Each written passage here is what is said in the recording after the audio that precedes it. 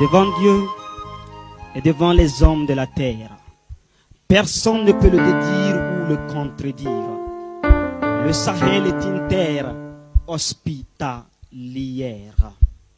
Nos cœurs et nos demeures ont toujours été ouverts à ceux qui veulent y venir.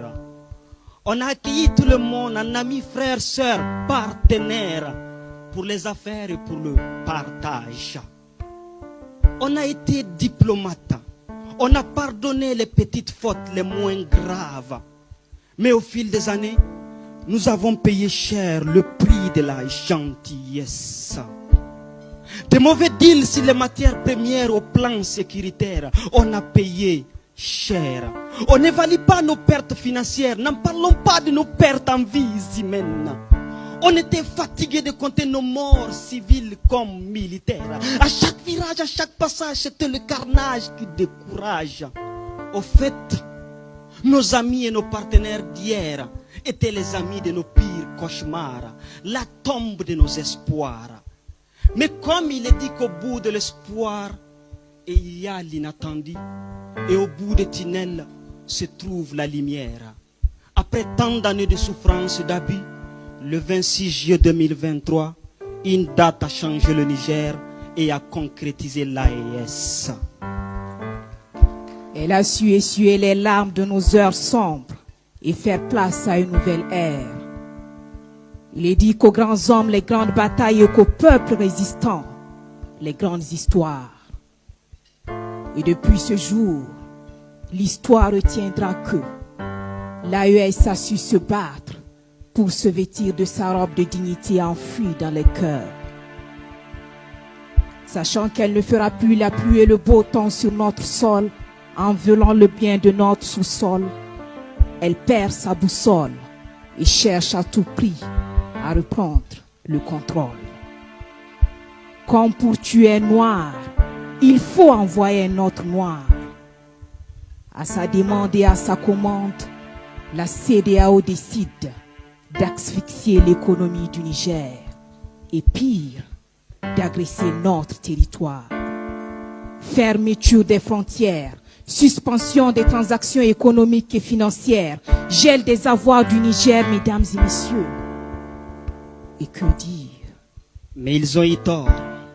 Ils ont eu tort d'agir avec la noirceur de leur cœur. Ils ont eu tort de vouloir nous détruire. Ils ont eu tort d'oublier nos liens fraternels pour obéir à l'envahisseur. Ils ont eu tort de s'en prendre au Niger, au Burkina, au Mali, bref à l'AES, pour son seul tort de vouloir être libre pour toujours. Mais ils ont réveillé en nous la flamme de l'amour de nos couleurs. Ils nous ont donné plus envie de nous battre et de mourir pour nos terres. Ils ont oublié qu'au-delà de nos divergences, nous sommes tous des frères et sœurs. Et que notre cohésion sociale est plus forte que tout leur arsenal. Notre hargne de la lutte contre l'impérialisme, nous le détenons de Djibo Bakari, de Modibo Keïta, de Thomas Sankara, ressuscité en général Abdourahmane Tchani, en colonel Ibrahim Keïta, en colonel Assimi Goïta et en capitaine Ibrahim Traoré. Allez-y le dire à qui veut l'entendre. L'AES n'est pas un printemps de patriotisme, c'est un plein temps de patriotisme. L'AES n'est pas un printemps de la lutte contre l'impérialisme, c'est un plein temps de la lutte contre l'impérialisme. Eh bien, pour l'honneur de l'AES, nous sommes prêts à souffrir. Qu'il bombarde ou qu'il laisse, nous sommes prêts à mourir. Prêts à reconstruire notre société.